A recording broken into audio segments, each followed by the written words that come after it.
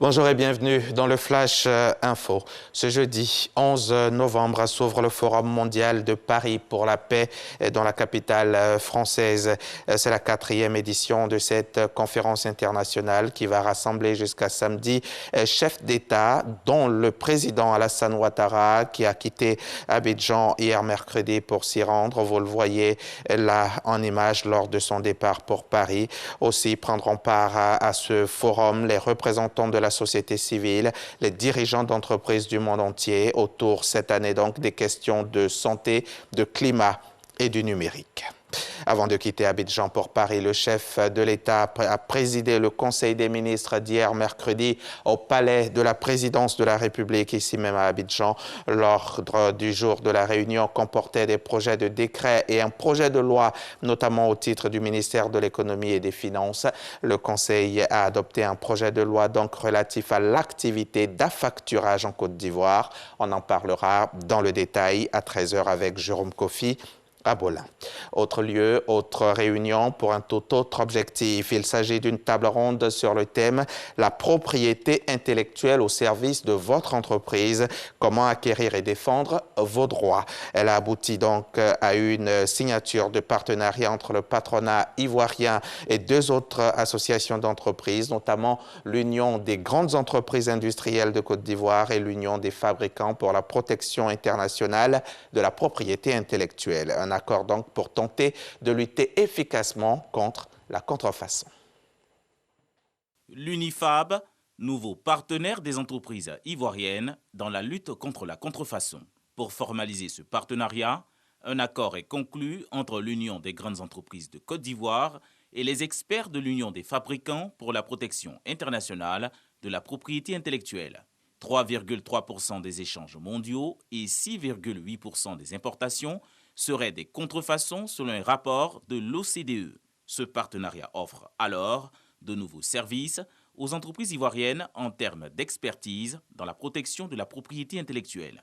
Les avantages tirés de ce partenariat, ce sera d'avoir un dispositif supplémentaire en Côte d'Ivoire pour être encore plus efficace dans la lutte contre la contrefaçon, pour améliorer leur efficacité et également commencer à soutenir davantage nos PME. Ce partenariat va mettre en relation des personnes de manière à pouvoir mieux lutter contre la contrefaçon.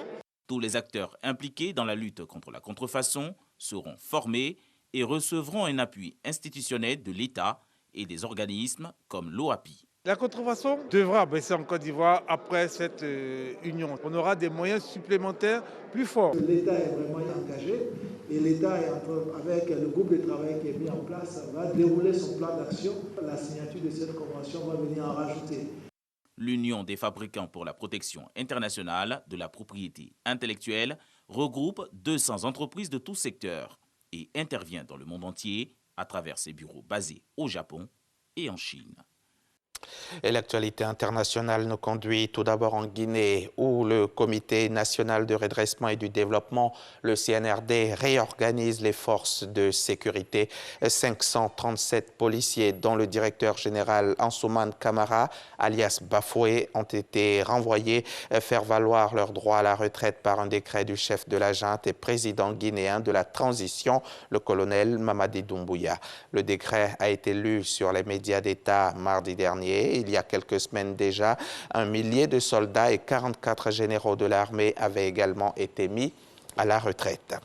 Au procès des attentats du 13 novembre, la Cour a entendu François Hollande mercredi. Hier donc, l'ancien président français est allé s'expliquer sur son rôle ce soir-là, mais surtout sur ses actions avant et après les attaques. En début de procès, l'accusé Salah Abdeslam, seul membre des commandos encore en vie, avait repris les revendications avancées par les assaillants du Bataclan, justifiant les attentats comme une revanche après l'intervention française en Irak et en Syrie. Durant 4 heures, l'ex-chef d'État a défendu ses décisions prises au nom de la France en matière de politique étrangère. La situation reste extrêmement tendue à la frontière entre la Pologne et la Biélorussie. Plusieurs milliers de réfugiés sont toujours massés à la frontière du côté biélorusse, faisant face aux dispositifs militaires mis en place par la Pologne. Ce sont désormais 15 000 soldats polonais qui ont été déployés par Varsovie sur la zone frontalière que la Pologne partage avec la Biélorussie pour contenir l'afflux de migrants qui tentent d'entrer dans le pays. Une situation intolérable pour Michelle Bachelet, haute commissaire aux droits de l'homme des Nations Unies. À 2 jours de la fin de la COP 26 à Glasgow, la Chine et les États-Unis ont annoncé un accord surprise dans une déclaration conjointe. Les 2 plus grands émetteurs de gaz à effet de serre s'engagent à renforcer l'action climatique. Pékin et Washington ont annoncé qu'ils étaient tombés d'accord dans les grandes lignes sur le climat. Jusqu'à présent, il semblait très difficile de trouver un accord commun dans le cadre de cette COP 26.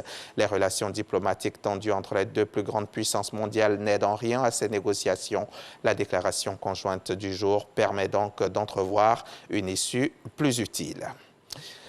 Fin de ce flash, rendez-vous à 13 h pour le point complet de l'actualité.